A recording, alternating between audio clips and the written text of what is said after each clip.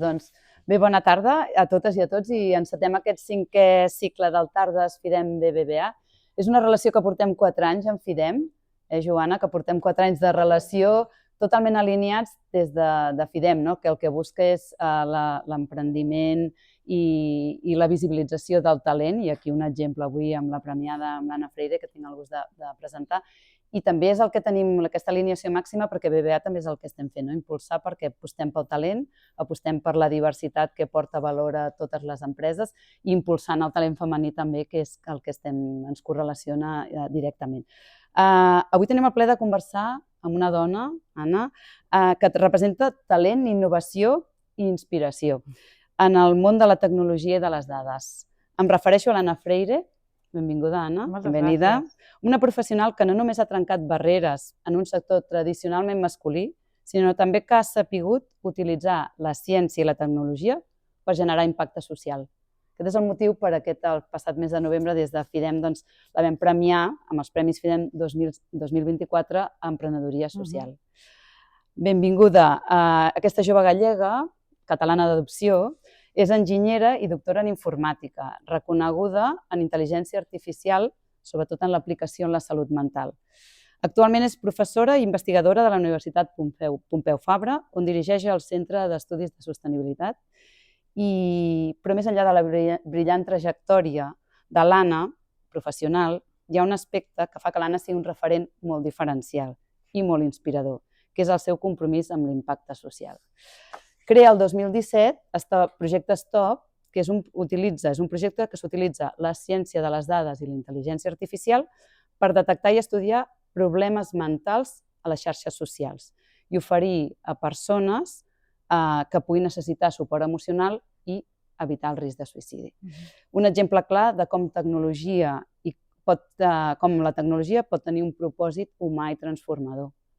L'Anna també lidera accions per fomentar la visibilització del talent femení, sobretot en el món de les STEM, i té accions com Visibilízalas, que és un concurs que has creat, un concurs internacional que busca promoure referents femenins entre els estudiants.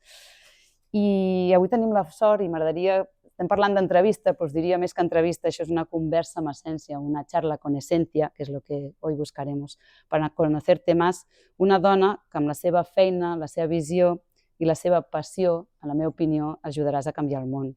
Benvinguda, Anna. Moltes gràcies, és un plaer estar aquí. Moltes gràcies a FIDEM també per la invitació y a todos los asistentes que en un día de lluvia como el de hoy. Un día como hoy, que sea complicado. Sí, es difícil juntar aquí a gente, así que gracias de verdad. Pues Ana, muchas gracias por estar aquí. Empezaremos pues esta conversación, esta charla, ¿no? con esencia. Hablamos de trayectoria profesional. Ana, cuéntanos cómo empezó esta vocación. Bueno, desde bien pequeña, porque yo soy gallega, soy de un pueblo gallego que además es muy pequeño, somos 1500 habitantes nada más, y yo creo que esto es algo positivo cuando eres niño porque te tienes que buscar la vida para entretenerte, ¿no? Entonces, yo nací en una familia que fundó un negocio de recambios de coches, de automoción, etcétera, y compró el que era el segundo ordenador del pueblo por aquel entonces, a finales de los 80, principios de los 90. Era un ordenador que no tiene nada que ver con los ordenadores de hoy en día, os podéis imaginar, era una pantalla negra, letras naranjas y ya está.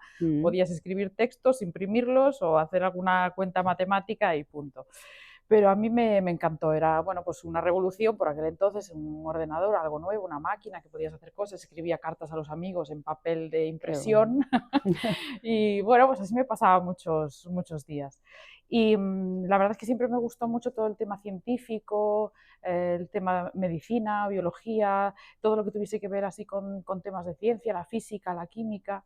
Y entonces, bueno, cuando tuve que decidir qué estudiar, tenía muy presente esa parte más médica, de ayudar, de auxiliar, etcétera. Pero por aquel entonces había paro en medicina. Y entonces yo ahí fui muy práctica y dije, ostras, me voy a estudiar 6 años de medicina, 4 años de MIR, después a lo mejor estar en paro. Había gente por aquel entonces que hacía 2 veces el MIR para poder tener un salario. Y sin embargo, informática estaba como explotando en aquel momento. En tercero de carrera decían que ya, pues, que ya te buscaban, que ya tenías un trabajo, y ahí fui muy práctica, la verdad, que yo creo que, bueno, pues es una decisión que no sé, ahora creo que sí fue la acertada, en aquel momento no lo tenía nada claro, de hecho esperé hasta el último del día para rellenar el formulario con las carreras que quería en orden y empecé ingeniería informática.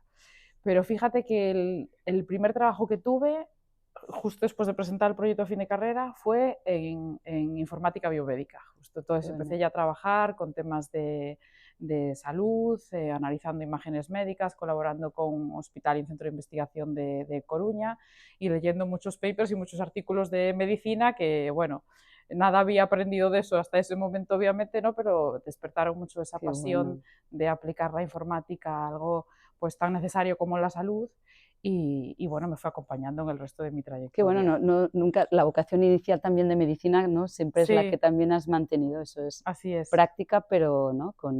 Sí, y es que tu parecen origen, ¿no? muy lejanas, ¿no? A veces decimos, bueno, la medicina e informática no tiene nada que ver. Hoy en día sabemos que sí, que tiene mucho que ver y grandes avances que hay hoy en el ámbito de la medicina son también gracias a los avances tecnológicos, ya no solo en temas quirúrgicos, en operaciones con robótica, etcétera, sino en lo más importante que es buscar esa medicina personalizada, ese diagnóstico o tratamiento personalizado para cada uno de nosotros, sobre todo ahora que estamos en un foro de mujeres, ¿no? Que tantas veces hemos sufrido esa falta de investigación en mujeres sobre ciertos síntomas de ciertas enfermedades, que ahora haya una herramienta que nos pueda ayudar a entender cómo cada uno de nosotros funciona y adaptar un diagnóstico y un tratamiento, eso me parece fundamental. Bueno, qué bueno. Y hablabas de mujeres, ¿no? Yo he leído, te he escuchado, ¿no? Unas abuelas independientes que ya te han marcado, ¿no? Este primer, segundo ordenador en el pueblo. ¿Qué papel ha jugado la familia en tu trayectoria, en tu vocación? Bueno, yo creo que es fundamental porque yo por aquel entonces no tenía ningún referente de una mujer estudiante de ingeniería informática o una mujer profesional informática. Los pocos que se conocían eran hombres. Pero tampoco fue algo en lo que yo me fijase, ¿no? De un referente, alguien a seguir. Yo creo que el mayor apoyo fue, claro, en ese momento de dudas que tienes que elegir qué hacer el resto de tu vida con 18 años, pues tener el apoyo de la familia que te dice, tú guíate por lo que quieras hacer, porque puedes hacer lo que quieras, solo trabaja. Y trabaja. Esfuérzate, porque obviamente no te van a regalar nada, pero trabaja y dedícate, esfuérzate y ya está. Y esto no ocurre en todas las familias. Es algo que veo en el entorno, a lo mejor de carreras más masculinizadas. Creo que a todas nos han dicho eso de no pasa nada, tú sigue adelante, o de ingenierías, que a lo mejor se ve como algo muy complicado. Pues en mi caso nunca tuve esa visión, ¿no? Desde casa era tú haz lo que tú quieras, trabaja y ya está. Y sin embargo en otras familias pues sí se han puesto ciertas barreras, a lo mejor quizás por el miedo, ¿no? Por ciertos estereotipos que hay todavía en la sociedad de carrera de hombre, carrera de mujer, o esto es muy difícil para ti. Bueno, yo tengo algunas alumnas, de hecho, en ingeniería que me decían, estoy aquí pero con un poco de miedo porque mi familia me decía que yo no iba a poder hacer esto, que esto era muy complicado, ¿no? Y yo creo que el apoyo de la familia es fundamental.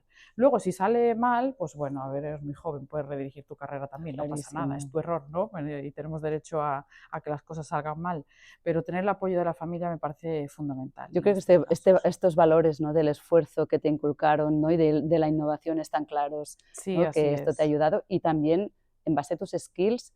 Te hablabas mucho también de que eras muy curiosa. Sí. ¿Cómo ha jugado la curiosidad o cómo sigue jugando la curiosidad un papel importante en ser hoy un referente? Bueno, yo creo que también este perfil multidisciplinar, ¿no? De ahora pues, utilizar la tecnología en ámbitos muy diferentes, como es el tema de la salud mental, que es uno de mis proyectos fundamentales hoy en día, han sido gracias a esa curiosidad. Porque claro, el camino fácil cuando acabas la carrera a lo mejor es dedicarte a ingeniería de software, a desarrollar programas en diferentes ámbitos o incluso en el ámbito de la educación, quedarte simplemente pues, en lo que es docencia, etcétera, ¿no? Pero a mí me gustaba esa parte médica, esa parte de ayudar a las personas y empecé a investigar pues, en temas de salud mental, que no fue fácil, obviamente porque yo no tenía ni idea de ese campo, entonces tienes que rodearte de gente que sepa, aprender de esta gente, tener muchas entrevistas con ellos, en mi caso psiquiatras, psicólogos, profesionales de la salud mental. Pero me encantaba, o sea, era algo que yo recuerdo la primera entrevista que tuve con un profesional de la salud mental fue en Sabadell, en el Parc Taulí de Sabadell, porque claro, cuando yo decidí empezar este proyecto, yo no tenía profesionales cercanos. De hecho, en la propia Pompeu no existía la carrera de psicología, entonces era a quién acudo yo para que me dé este conocimiento. Entonces mandé muchos mails a profesionales de la salud y claro, era un proyecto muy incipiente, era prácticamente una idea, nada más, no tenía financiación, entonces era muy poco atractivo para colaborar conmigo, yo lo entiendo, ¿no? Pero fíjate que el que primero me contestó fue Joaquín Puntí, que es un referente en Cataluña en temas de salud mental, trabaja en la unidad de salud mental de adolescentes del Parc Taulí de Sabadell y es una eminencia en temas de salud mental en adolescentes, problemas de ideación suicida, de trastornos de la conducta alimentaria, depresión, bullying, etc. Y tuve una conversación con él que yo no sé cuántas páginas rellené escribiendo el conocimiento que este hombre me transmitía, ¿no? De qué buscaba él en las consultas para determinar si una persona tenía o no ideación suicida, porque era lo que yo necesitaba para buscar en las redes sociales. Patrones, ¿no? Exacto, qué patrones, cómo tengo que entrenar yo a una inteligencia artificial para que llegue a aprender algo similar, porque no va a ser nunca lo mismo que un profesional de la salud mental. Y me encontré muy cómoda, quizá esa curiosidad por aprender cosas distintas, que yo creo que nos llena a todos, ¿no? Pero bueno, a veces por pereza o por falta de tiempo, pues tampoco lo hacemos. Sí, no llegas, ¿no? Pero tuve esa oportunidad de meterme en ese ámbito y la verdad que me ayudó mucho ser curiosa en este caso. Y digo esta curiosidad y con esta sonrisa que sale, ¿no? Hablando de este proyecto, que si te pregunto de qué es lo que estás más orgullosa. Pues sí, yo creo que de sacar este proyecto adelante, sin duda, porque fue muy complicado por lo que te comentaba. Esto nació de una idea, yo me encontré un día con una publicación en Facebook de una chica americana, además era una ingeniera de software también, que se anunciaba su suicidio. Entonces, yo vi la fecha, ¿no? Inmediatamente veo la fecha y digo que fue ayer, y había sido hace unos días. Entonces fui a leer los comentarios y vi que los amigos estaban desesperados, ¿no? Y decía, pero ¿cómo? ¿Qué te pasa? Además, era una chica que publicaba de vez en cuando alguna publicación así que podía ser desesperante, ¿no? Pero había otras muchas publicaciones que podían ser completamente normales, incluso con alegría, etcétera, ¿no? Y efectivamente uno de los últimos comentarios decía que la policía había llegado a su casa, pero que la habían encontrado ya muerta, ¿no? Había cometido el suicidio. Y entonces, claro, yo era la primera vez que veía este tipo de contenido en redes sociales. Empecé a buscar alguna pista en el perfil de esta mujer de por qué había tomado esta decisión. No sé si era curiosidad o era simplemente pues esta vocación más de... ¿No? También. Sí, también, o a lo mejor esta vocación más de investigación, ¿no? Que decía, ¿y por qué he llegado a este punto? Y como te decía, sí que había dejado algunas publicaciones que podían ser una pista de que no estaba bien. Era una persona transexual, que es un factor de riesgo también en temas de ideación suicida. Había alguna publicación como, por ejemplo, no soporto la imagen que veo de mí en el espejo cada mañana, no puedo un día más, otra vez no puedo con esto, etcétera, ¿no? Entonces, había ciertas pistas que, claro, para un humano a veces es difícil de identificar, pero la inteligencia artificial, uno de los grandes poderes que tiene es identificar patrones en grandes cantidades de datos. Y entonces ahí empecé a investigar si había ya algún trabajo hecho en temas de reconocer ideación suicida en redes, y había, pero en japonés e inglés. Y solo era investigación, no hacía ningún tipo de intervención posterior. Entonces, claro, no había nada previo hecho similar con una intervención. Hubo muchos problemas con temas de privacidad de datos de los usuarios que tuve que solventar, temas de financiación, porque claro, estamos hablando del año 2016-17, no existían prácticamente convocatorias que mezclasen la inteligencia artificial y la salud mental, o la salud mental per se, porque por aquel entonces lamentablemente no se le mostraba la atención que hoy se le muestra, y aún falta bastante atención por mostrarle al ámbito de la salud mental. Entonces, bueno, costó llevarlo adelante, pero quizás lo más difícil fue redirigir el proyecto cuando me dijeron que no era posible hacerlo por temas de privacidad de datos, ¿no? Llegó un punto en que yo lo que quería era rastrear en tiempo real las redes, detectar pues, un comportamiento en riesgo, una persona que a lo mejor está dando pistas de que tiene una adicción suicida, y ayudarla. Pues esto en Europa, por el reglamento, sí, me sale en inglés, el Reglamento General de Protección de Datos no permite rastrear las redes sociales de una persona sin tener su consentimiento, ¿no? Que es lógico. Pero claro, en este tema yo no voy a pedir consentimiento de una persona y decirle, te puedo rastrear las redes para ver si tienes una adicción suicida, pierde todo el sentido del proyecto, ¿no? Entonces, claro, aquí tuvimos que pasar una revisión ética, no la pasamos y tuvimos que redirigir el proyecto, y yo lo único que vi que la Unión Europea consideraba que no era un dato personal, eran datos anónimos, obvio.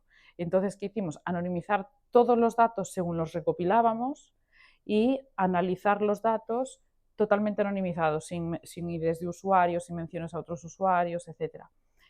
Pero claro, ya no pasábamos a intervenir a un usuario en particular porque no sabíamos quién eran, sino intervenir de manera más general, extraer un perfil común de comportamiento a una persona en riesgo y lanzar campañas a usuarios que encajen en ese perfil de riesgo, campañas con teléfonos de ayuda o chats de ayuda.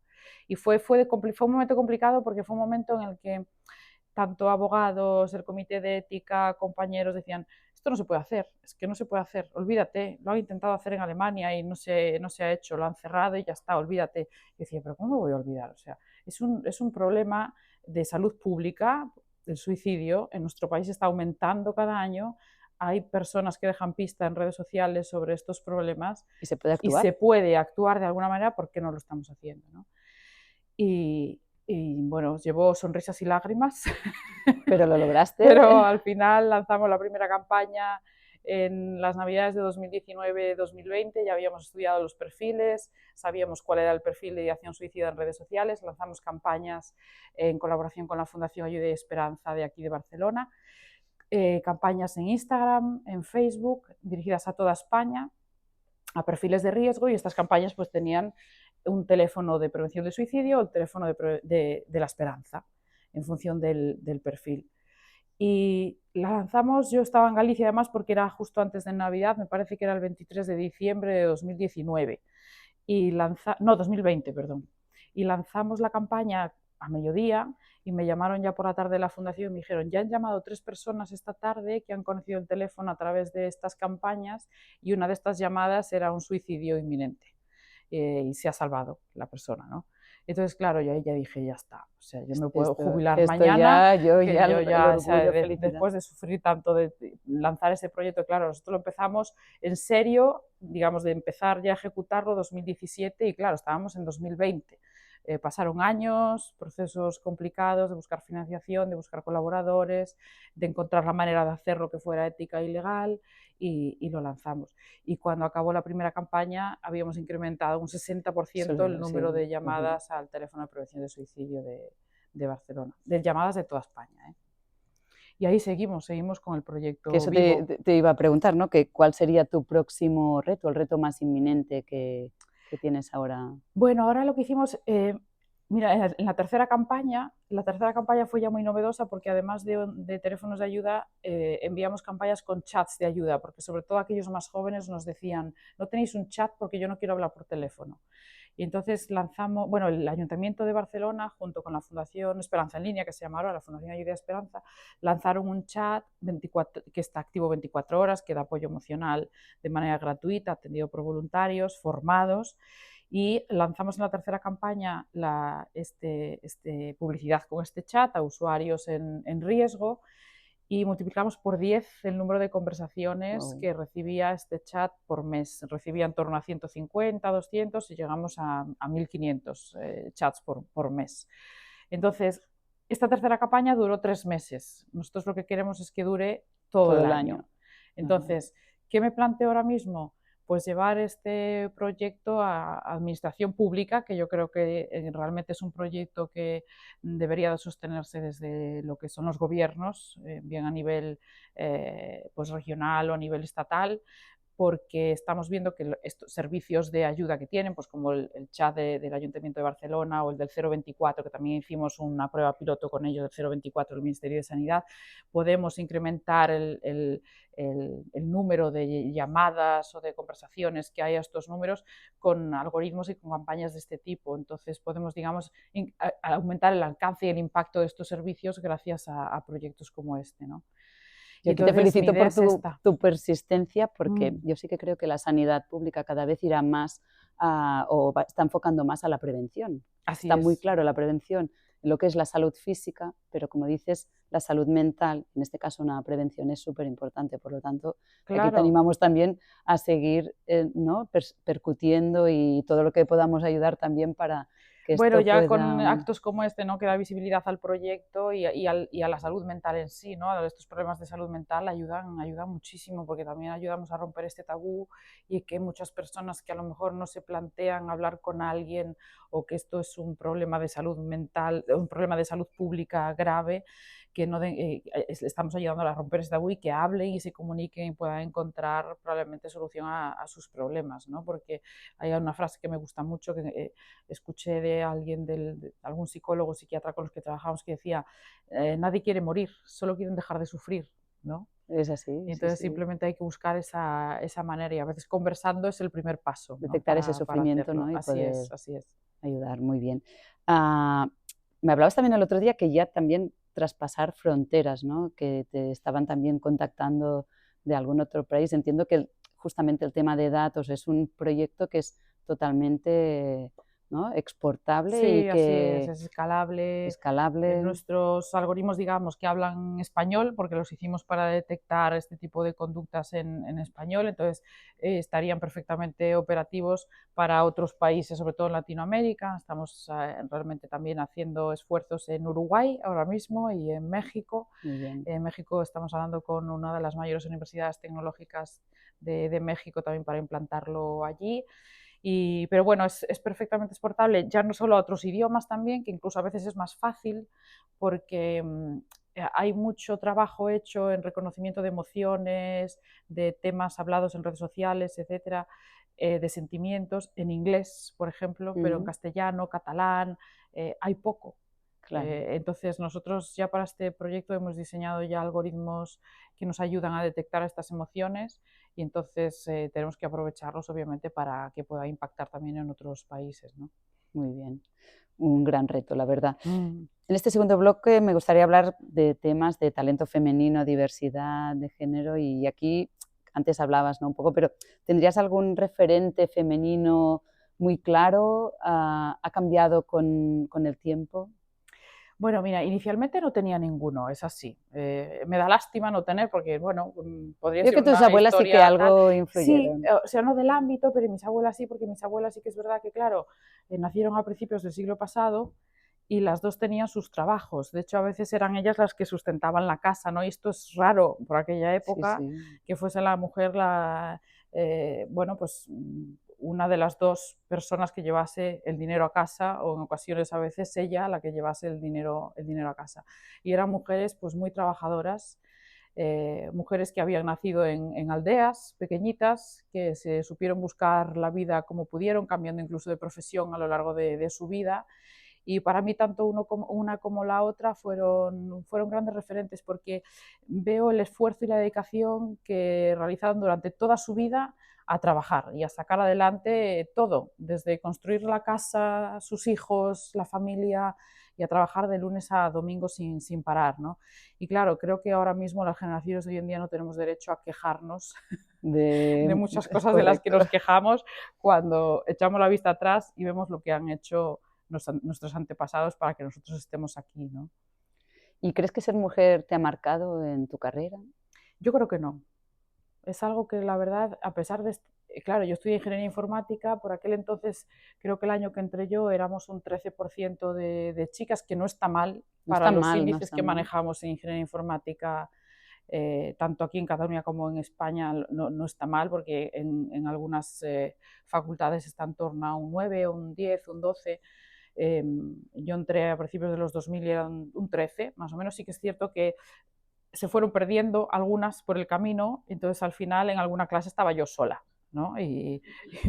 Tanto de docente como de profesora. Después aquí, pues en la Universidad de Coruña o aquí en la Pompeu, muchas aulas estaba también yo sola de profesora, ¿no? Y el resto eran todos estudiantes.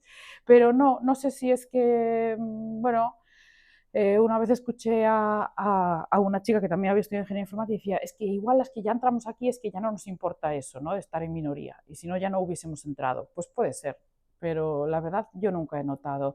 Sí, bueno, comentaréis los escuchas, ¿no? Algunos que no son muy afortunados, cada vez menos. La Por gente suerte, también va cambiando.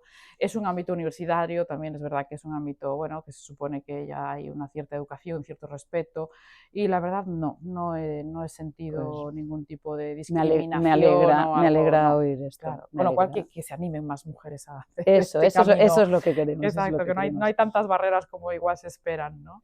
¿Y tienes alguna historia sobre corresponsabilidad o conciliación que nos quieras contar? Bueno, conciliar, a mí me gusta decir siempre que no tengo hijos, pero la conciliación no solo con los hijos, ¿no? Que muchas veces parece que la conciliación es solo si tienes descendencia, ¿no? Yo creo que a mí hubo un momento complicado, pero ya cuando estaba estudiando, que fue conciliarlo con el deporte, porque yo jugaba a voleibol, jugué muchos años Mm, a voleibol, me gustaba mucho, pasaba horas jugando y llegó un momento en que lo dejé por estudiar, por dedicarme más a la carrera y tal, y ahora me arrepiento. Es algo que creo que en su momento no lo hubiese hecho, igual lo hubiese preferido suspender algo más. combinar un poco más, Sí, ¿no? Y... combinar algo más y seguir haciendo deporte. Y, ¿Pero lo has recuperado? muy esporádicamente, Bueno, aquí poco, un to poco, do que... sí, sí. Sí, porque claro, luego ya pierdes toda esa flexibilidad y esa, esa técnica, ¿no?, que tenías, y entonces Un vóley o una ya cuesta alternativa de... recuperarlo. Bueno, en la PUPE hacíamos competiciones dentro del Sí, departamento de tecnología, porque muy además bien. es un deporte pues muy integrador a nivel de género, ¿no? No Sí, es sí, como el sí, sí. fútbol, que a lo mejor a las mujeres nos queda un poco más lejos en ocasiones, ¿no? En otras no, pero sí que es verdad que tuvimos competiciones bueno, no me veía tan mal, la verdad, pero no como cuando era más joven. Bueno, ahí te lo Pero quedas. es una pena, si el conciliar en este caso lo que es pues más la vida personal o los hobbies, ¿no? Con más la vida profesional, igual no lo hubiese gestionado de otra manera, creo. Bueno, Mm. mirando para adelante aún puedes Sí, hacer... ahora lo tengo, ya no solo el deporte, pero bueno, uno de mis hobbies es viajar. Uno de mis retos fue viajar a 40 países antes de cumplir 40 ¿Lo y lograste? lo logré. Muy bien, muy bien. Los 40 under 40, no de Forbes, pero bueno, Bueno, de... bueno, pero es un y buen me encanta reto. y siempre guardo bien, sea fines de semana o hay días de viajes que son sagrados y esos los respeto y hay que darles hay que darle el lugar a la vida privada que se merece, Sí. ¿no? Porque yo creo que después también desempeñamos mucho mejor la profesional. Al final es priorizarte y al Sí, final cada sí, uno escoge qué organizarte, prioriza, sí, ¿no? así es. Muy bien. ¿Y qué nos falta, en tu opinión, qué nos falta como sociedad para lograr realmente la igualdad? Bueno, aquí yo leí un informe, creo que era del Fondo Monetario Internacional, que decía que faltaban como 130 años todavía para conseguir la igualdad, ¿eh? 130 años.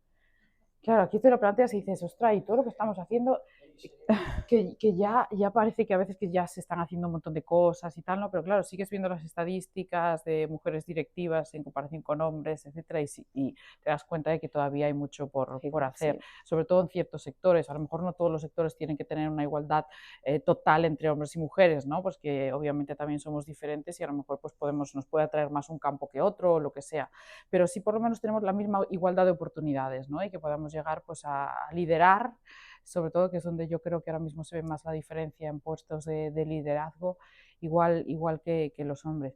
Yo creo que algo fundamental es dar a conocer todo lo que puedes hacer, por ejemplo, en mi ámbito, ¿no? En el ámbito Mm. tecnológico. Voy a barrer para casa y voy a pensar de manera más egoísta cómo podríamos hacer para que más mujeres se dedicasen a la tecnología o los ámbitos STEM en general y a posiciones de liderazgo. Yo creo que algo que funciona muy bien y en cierto modo lo hemos visto es dar a conocer todo el potencial de impacto social que puede tener la tecnología, ¿no? Porque a las mujeres yo creo que nos gusta mucho eso de aplicación, impacto social, darle un sentido a aquello que haces, ¿no? No simplemente hacer por hacer o porque estés mejorando el business de alguien, ¿no? De eso tiene algún impacto social importante. Y nosotros hicimos en la Pompeu, recuerdo, cuando lanzamos por primera vez el grado en Ingeniería Matemática en Ciencia de Datos, queríamos que fuese un grado, bueno, pues con el mismo, más o menos el mismo número de mujeres que de hombres. Entonces lo que hicimos fue ir por varios centros educativos de Cataluña y presentábamos, mujeres investigadoras de la Escuela de Ingeniería, presentábamos qué hacíamos con tecnología, ¿no? Pues yo presentaba pues, qué hacía con inteligencia artificial en el ámbito de la salud La mental. aplicación, ¿no? De en sí Exacto. de... Otra compañera pues, qué hacía en temas de visión artificial para prevención de problemas fetales, por ejemplo, ¿no? Cada una en su ámbito. Y claro, veías a chicas que decían, ostras, si Es esto lo que se me puede gusta. hacer con informática, ¿no? Y se matriculó un 50% de chicas y se Qué sigue manteniendo ese bueno. porcentaje. Se matriculó y se graduó. Que Porque eso es claro, lo a veces importante también, sí, pero la sí. orla era 50% de mujeres, ¿no? Y muchas de ellas nos decían que se habían matriculado por estos esfuerzos que habíamos hecho, ¿no? De, es que yo fui a un seminario que habéis dado y me di cuenta de que esto era lo que yo quería hacer, ¿no? Y yo creo que falta eso, porque a veces nos esforzamos solo en explicar una carrera que créditos, asignaturas, salidas laborales, vale, pero esto realmente puede tener un propósito importante. ¿Para qué sirve?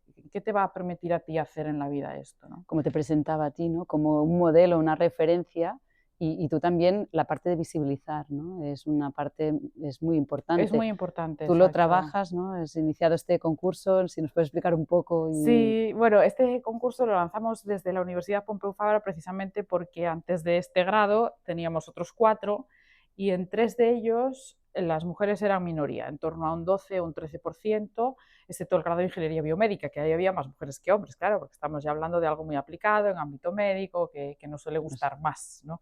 Entonces decidimos lanzar este concurso, que inicialmente lo lanzamos en Cataluña, después se fue expandiendo España y al final acabó en, no recuerdo cuántos países, creo que 8 o 9 países también en Latinoamérica.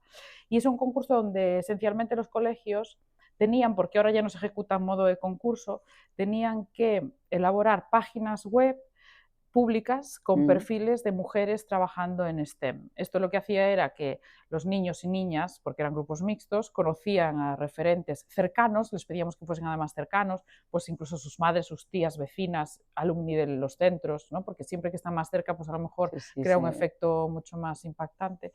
Y que creasen páginas web con estos perfiles para que les sirvan de referentes no solo a ellos, sino a otros, porque al crear páginas web públicas pues también quedan ahí, ¿no? Es más contenido en Internet sobre mujeres trabajando en tecnología.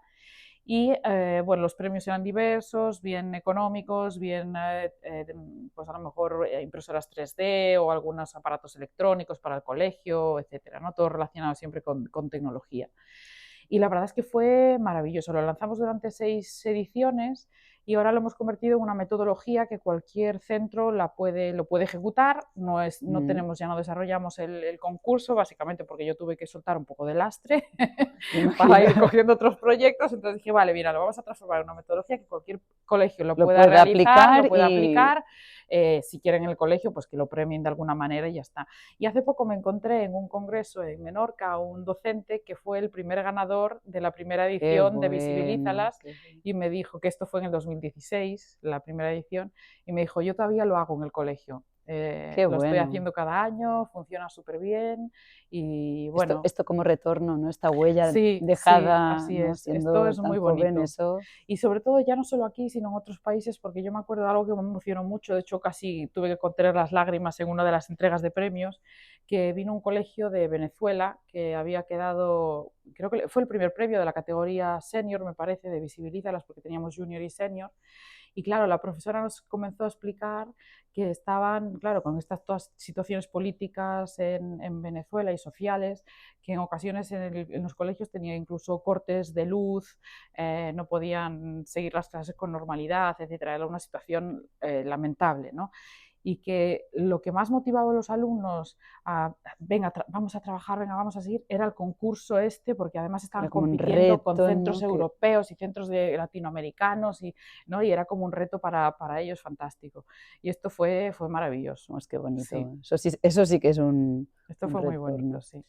Si tuvieras que describir qué habilidad o competencia personal te ha hecho llegar aquí. Bueno, yo creo que la persistencia, ¿eh?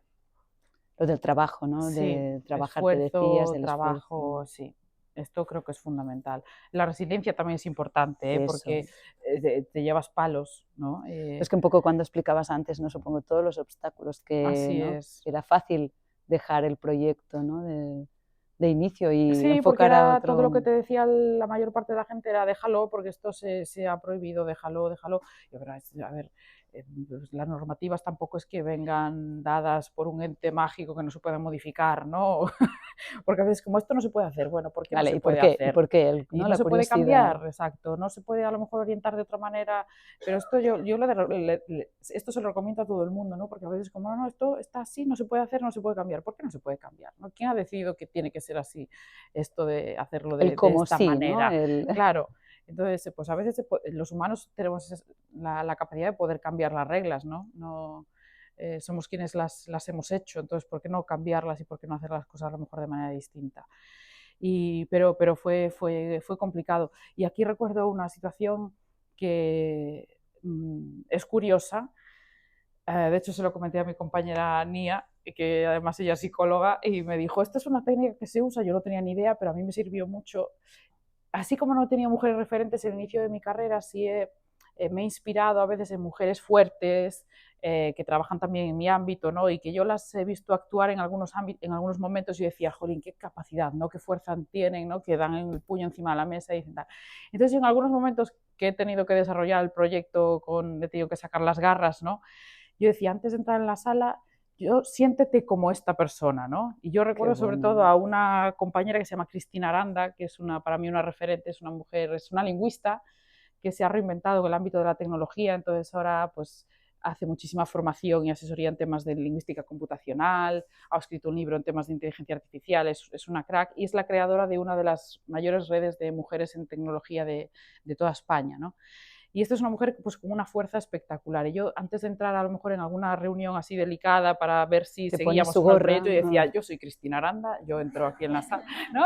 Qué bueno, Y qué esto es algo bueno. que yo creo que yo recomiendo porque en ocasiones pues cada uno tiene su referente, es decir, qué persona que yo conozco en esta situación saldría muy positivamente de aquí, ¿no? Pues yo soy esta persona, ¿no? Me parece un consejo Sí. espectacular, la verdad A mí me que ha funcionado, luego cada uno, bueno, ya veremos, ¿no? Pero no sé si liga aquí con... Yo te quería preguntar qué consejo le darías a tu yo pequeña con la perspectiva y la experiencia de hoy. bueno, es que creo que la ha hecho muy bien, pobre. Se ha Que no está, esforzado que no, mucho, sí, se ha esforzado mucho.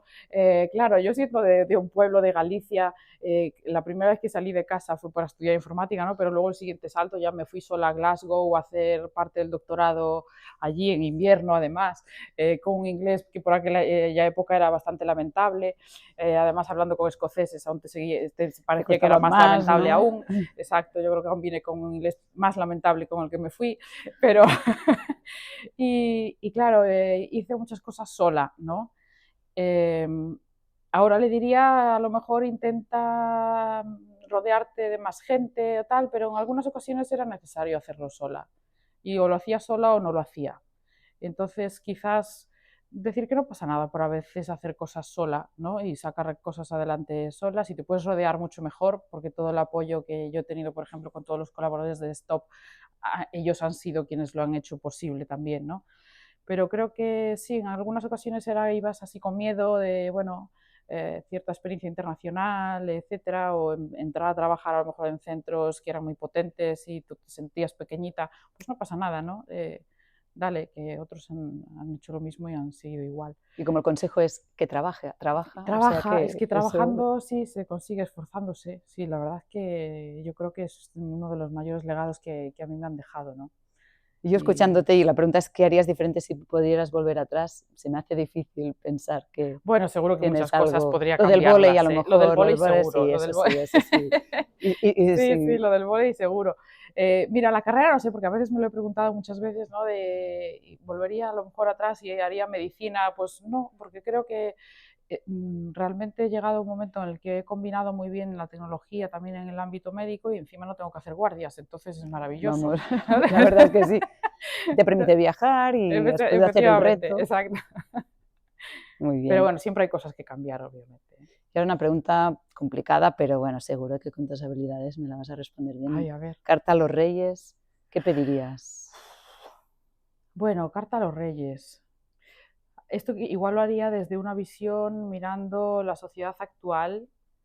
Creo que cambiaría los referentes que tenemos hoy en día, Mm. porque tenemos muy malos referentes. parece bien.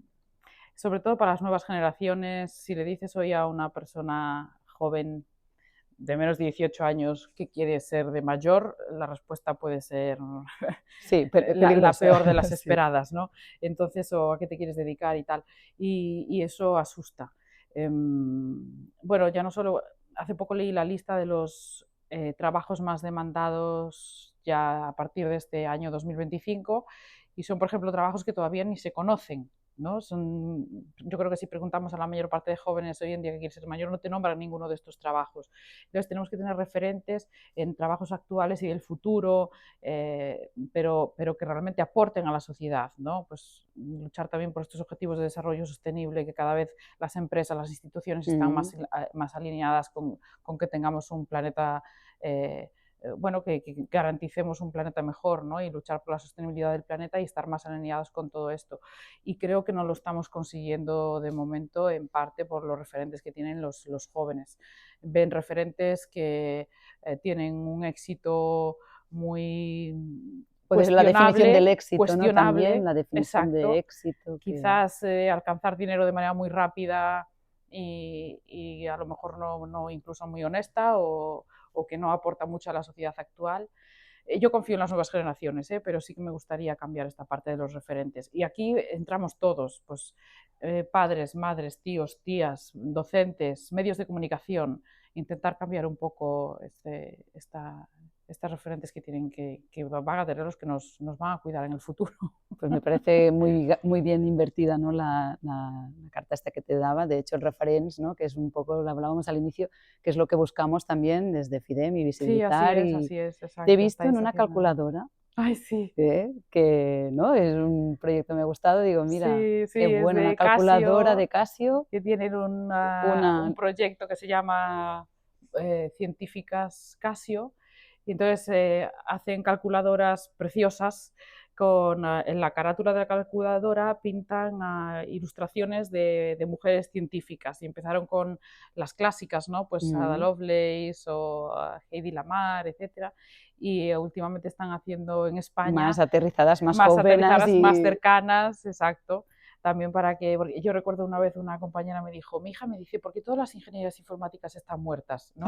Porque claro, las que les enseñan en el cole muchas veces son las Claro, claro, sí, clásicas, en los que dice, referentes. y claro, le hizo pensar y dices que es verdad, es que cuando hablamos de mujeres en la programación, mujeres informáticas, pues nos vamos a las clásicas o las que iniciaron, ¿no? Todo este camino que fue muy duro y que les debemos un gran agradecimiento, pero hay que aterrizar un poquito más, ¿no? Y mostrar, pues a lo mejor, pues a una compañera de tu padre o de tu madre que está trabajando en esto y mira lo que hace y ya está, y que pueda incluso hablar con ellas, etcétera. Y sí, están haciendo, la verdad, una labor muy bonita, pintando estas ilustraciones Estas de nuevas mujeres referentes, científicas. Sí, bueno, están Nerea Luis también, que es una compañera que admiro también mucho de profesión, Sara, la astronauta de León, ¿no? Que fue Sí, sí, elegida sí. por la Agencia Espacial Europea para la reserva de astronautas, Luz Reyo, que también es una compañera que también es lingüista, pero se ha especializado también en lingüística computacional para combatir la dislexia, porque ella misma es disléxica, y bueno, ha hecho su tesis doctoral para intentar mejorar la prevención de la dislexia en niños incluso antes de que sepan leer o escribir, ¿no? A través de juegos, etcétera. Y bueno, somos algunas de las que estamos aquí en estas calculadoras Casio, así Me es. parece muy bien. Oye, pues si te sobra tiempo entre el vóley y todos los proyectos que confiamos, ¿no? En que vas a tirar adelante para poder realmente tener este impacto social que estás logrando, pues oye, crear estos referentes también para que estos jóvenes, ¿no? Para que la nueva sociedad, los 130 años, ¿no? Que antes hablábamos, pues que seamos una Que se sociedad mejor, un reduzcan, mundo mejor, así que es lo que te decía, así es, que confío en ti. Y así ahora, es. pues, unas preguntas muy rápidas antes de abrir las preguntas al público, que seguro que tendrán muchísimas para hacerte. Formato muy rápido, una recomendación, un libro. Bueno, yo tengo varios, pero yo creo que uno que me ha gustado mucho es el de Sapiens, de Harari. Me ha encantado. Es un libro que subrayaba cuando lo leía, ¿no? Y cuando Qué subrayas un libro, bueno, yo creo que es una... que le prestas mucha Sí, le atención, que prestas atención y retienes. quieres que, exacto, retener para... No me puedo olvidar de esto es maravilloso. Y creo que es un análisis muy bueno de lo que es el ser humano, desde sus orígenes hasta ahora, desde diferentes perspectivas, muy bien documentado, además me gustó mucho, lo disfruté mucho. Qué bueno. Y tengo algunos de amigos, es que últimamente estoy leyendo muchos libros de amigos, Bueno, eso es bueno. ¿no? Que publican libros, varios de ellos han publicado y me encanta leerlos, ¿no? Pero este lo recuerdo especialmente bueno, con gusto, ¿no? No podía dejar de leerlo por todo lo que aprendes de él. Aprendes muchísimo de este libro. Yo lo recomiendo mucho. Sí. Una frase. Una frase. Una frase, pues ahí me pillas, una frase. Antes has dicho una, ¿eh? Yo creo que era... ¿Cuál? Sí, la que justamente de salud mental, que has dicho. Ah, sí, bueno, pues mira, ese en mi ámbito, esa a mí me marcó mucho, la verdad, la de nadie quiere morir sino dejar de sufrir, ¿no? Esta es una frase que es difícil de entender, yo creo, cuando estás sufriendo un problema de este tipo, porque crees que la única solución a tus problemas es la muerte, pero no es para nada la solución, ¿no? Hay muchas otras soluciones antes que además yo creo que si las personas que toman esa decisión de morir se diesen cuenta del impacto que tiene su decisión en las personas que quedan, no lo harían, ¿no? De hecho, hay un estudio, creo que es de la Organización Mundial de la Salud, que dice que cada persona que se suicida deja impactada de por vida a 6 personas más. Es decir, el impacto realmente personal del suicidio no es solo la persona que se suicida, sino todo su entorno más cercano, ya no solo familia, ¿no? Y entonces, a veces estas personas, yo creo que si supiesen otra manera, efectivamente, de salir de ahí, y yo creo que la comunicación es fundamental, que saldrían. Sí, pues gracias por ayudarme a Y a encontrar esta seguir, frase. y sobre todo apostar a que sigas trabajando en esa línea de Sí, esto. así haré. ¿Cómo recargas de energía, Ana? Pues yéndome a mi pueblo. Muy bien. Eso es lo que más, ¿Sí? sí, no sé si es porque me conecta con la infancia y todo lo que, bueno, los que hemos tenido la suerte de tener una infancia feliz, volver a algo que nos conecta con la infancia, pues siempre te recarga y a mí me encanta. Eso y viajar, pero bueno, viajar a veces me quita energía también, vuelvo y necesito una semana más para De recargar me queda ¿no? claro que es el Sí, pueblo. sí, pero el pueblo sin duda. Y un Sí. dato no te he puesto, ¿no? De cuál era tu serie de dibujos favorita. Ay, complicado. Complicado, Sí. Porque sé que justamente lo que te gustaba es estar fuera de casa Sí, y así estar, es. ¿no? Con el taller de tus padres y justamente eso Sí, que te estaba siempre en reconecta a la tu calle, pueblo. de hecho me llevaba broncas porque estaba demasiado fuera por la calle, por ahí pululando, hablando con la gente y tal, no veía casi la tele. Muchos amigos míos me hablan, digo, ¿la serie de dibujos animados? Es que no tengo ni idea, no. Y mi hermana, sin embargo, sí, un montón, pero yo cero, no he sido nada de televisión, de series, de dibujos, no tengo ni idea. Me acuerdo algo de Barrio Sésamo, pero hasta poco. Pero así como muy... Hasta poco te podría decir eso quizás, pero no mucho más Muy ahí, bien. Y por último, ¿cuál sería o consideras que es tu superpoder? Bueno, aquí una vez en una dinámica que habíamos hecho de grupo cuando estaba aquí en Yahoo en Barcelona, que tenía una oficina en Yahoo y yo vine a hacer una estancia postdoctoral aquí, me acuerdo que un compañero me dijo, eres como la silicona. Y entonces yo me quedé así, Digo, eso explícate. y me dice, tú haces que todas las piezas encajen, ¿no? Dice, estamos cada uno trabajando en una cosa o haciendo algo y tú le pones sentido a todo, lo juntas y venga, y tira para adelante. Y me pareció muy bonito, la verdad. La verdad me parece una frase bonita y sí. una... Yo no lo había pensado, no había sido consciente, pero sí que es verdad que a veces lo vi sobre todo en la tesis doctoral, ¿no? Que es un momento, pues cuando sobre todo te tienes que poner a escribir la tesis, que a veces ha sido por diferentes caminos, diferentes investigaciones y tal, y llegó un momento en que vi la manera de unirlo todo con mucho sentido, ¿no? Y hacerlo de una manera pues entendible también para el resto y tal. Creo que igual lo empecé a desarrollar ahí, ¿no? Pero lo aplico mucho también en mi ámbito laboral, eso de intentar unir piezas, y creo que todo el mundo puede aportar algo desde su ámbito de conocimiento y desde sus cualidades, que todo el mundo tiene algo positivo, y bueno, pues tú aportas esto, y creo que sí, que se me puede dar bien esto. Oye, pues yo te diría que esta silicona dure muchísimo, que conecte muchísimo, porque tienes mucho para aportarnos, como decía antes, para una sociedad mejor y un referente. O sea que un aplaudiment, sisplau. Ay, gracias, muchas gracias.